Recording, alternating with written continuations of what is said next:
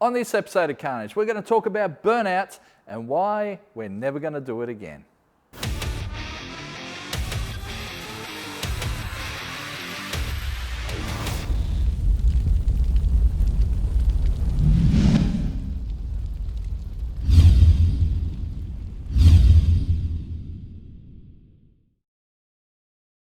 Okay, so maybe never is too strong a word. Obviously, burnouts are a good way to screw up a really nice car very quickly. And Supermang was a pretty nice car when we got it. And doing burnouts with plastic bumper cars is, probably not the way to go. I think if we're going to do a burnout car, a dedicated burnout car, we'd pick something with steel bumpers at least, and something that's a little bit more solid. I got to say, doing burnouts with Supermang, I thought the bumper would stay on more than it would, but I'll peel the tape away and you can see that it's already detached itself. So we've got some repairs to do there. It's kind of stuff things up, popping tyres and slapping tyres and that up against the bumper. Yep, not great. Obviously we've got a lot of rubber up and down, not only the guards but the doors. We even removed some paint off the door on the other side, and certainly some of the steel belts got caught in behind this little moulding here. So yeah, not super happy with that, I've got to say. I should have pulled the bumper off, as a few people suggested, right from the get-go, but I thought, surely it's going to be fine for 1, 2, maybe even 3 burnouts. Nope, first burnout. Yeah, not great.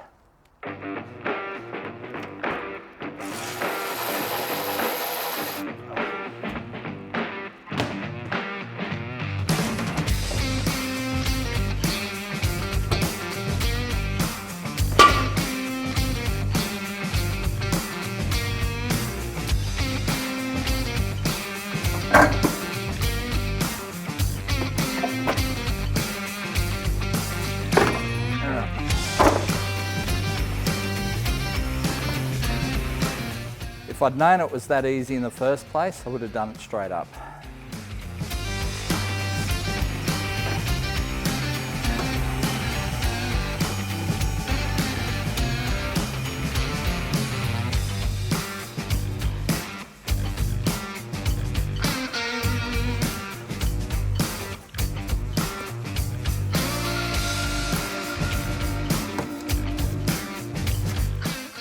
Thankfully, the rubber comes off pretty easily with just a little scrubbing brush. Obviously you wouldn't use that on your paint, but just behind the bumper areas, works pretty well. There's so much rubber up under these guards. We'll whip these tyres off, the wheels and tyres. Yeah, so much rubber up under there.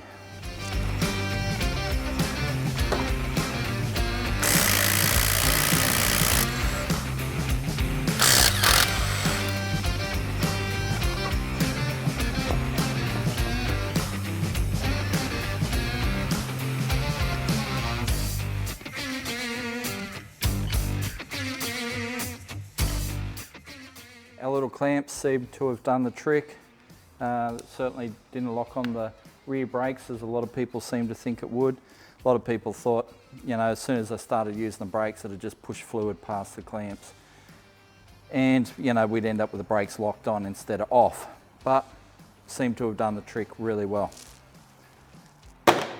So, 2 clamps.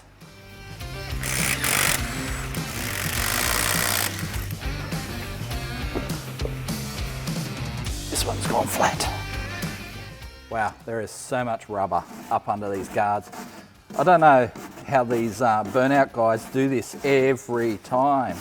I mean, what'd we do? 1 set completely and 2 sets kind of half. And the thing's covered in rubber.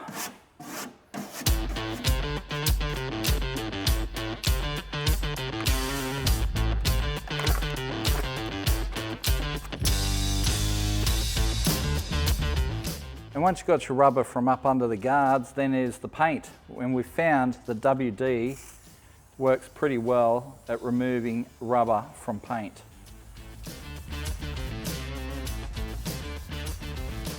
Okay, this one's going to take a couple of applications.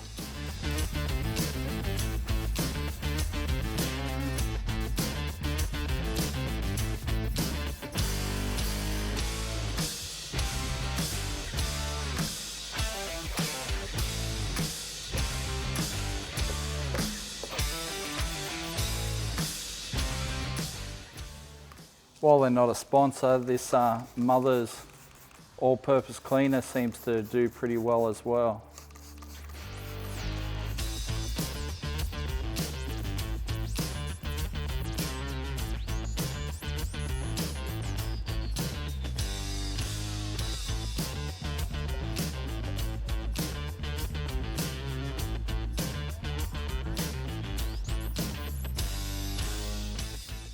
So I guess the main thing is, did I have fun? And I did, but I've got to say, it is pretty daunting. I mean, those guys that go out there week after week doing burnouts, big tip-ins, high wheel speed and high car speed, I mean, full respect to those guys, because I've got to say, it is pretty scary. You've got big concrete walls right there.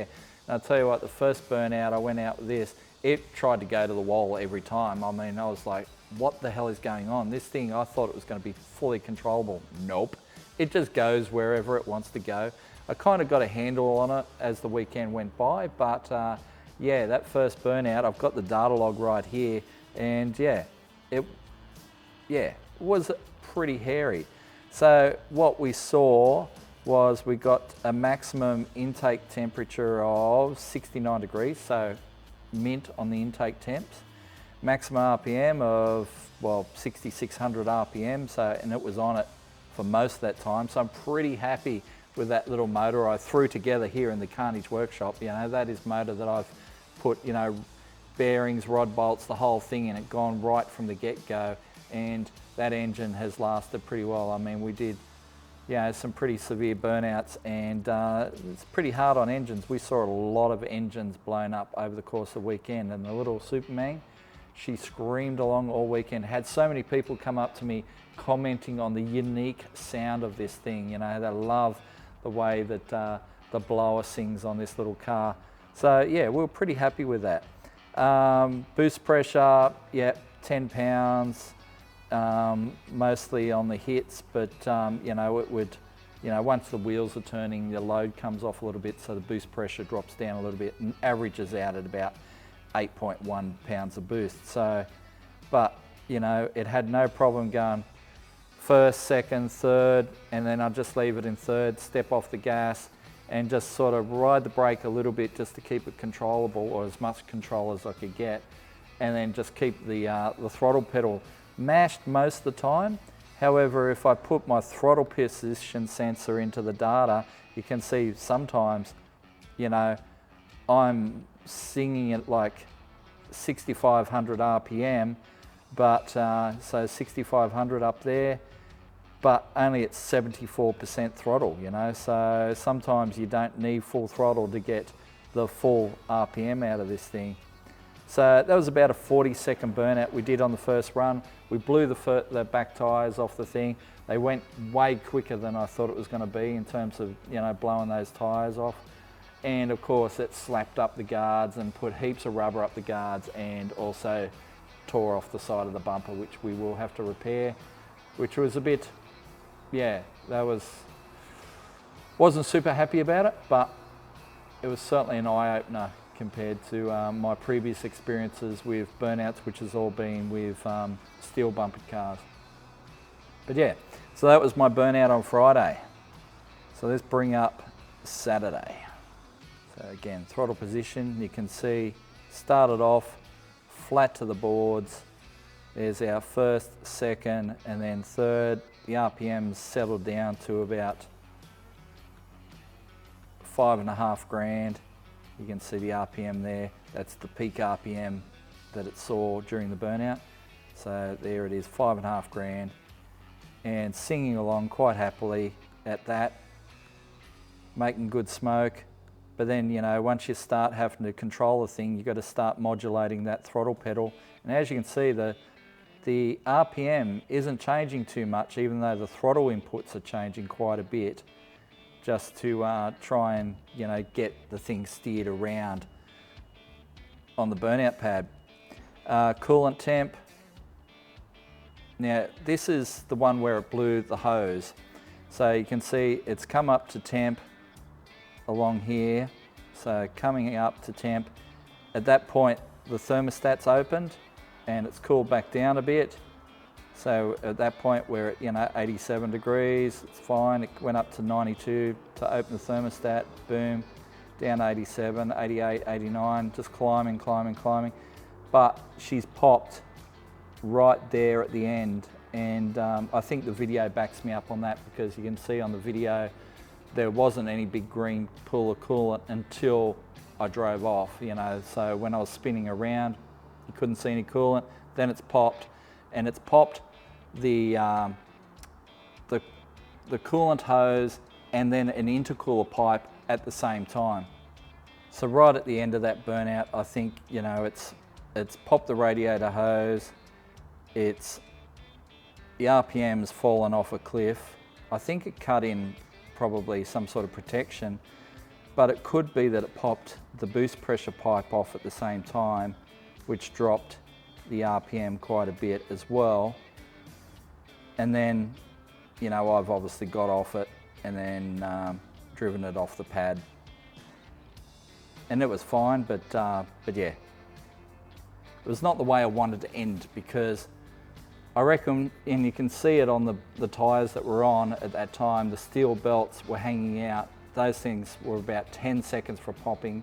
And I think if they'd popped, I probably, you know, I might have made the finals.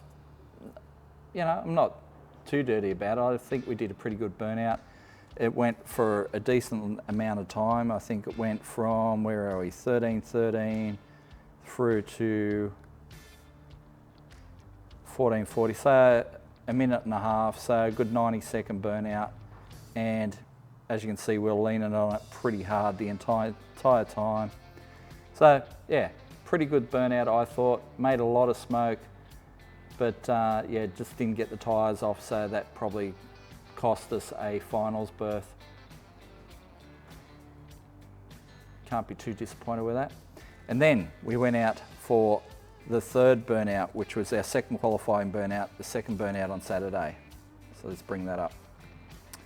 Right, so the third burnout, I felt started really well. I thought I had the car pretty good under control, so I've gone a slight scando, so flicked it slightly left to then bring it out and flick it right.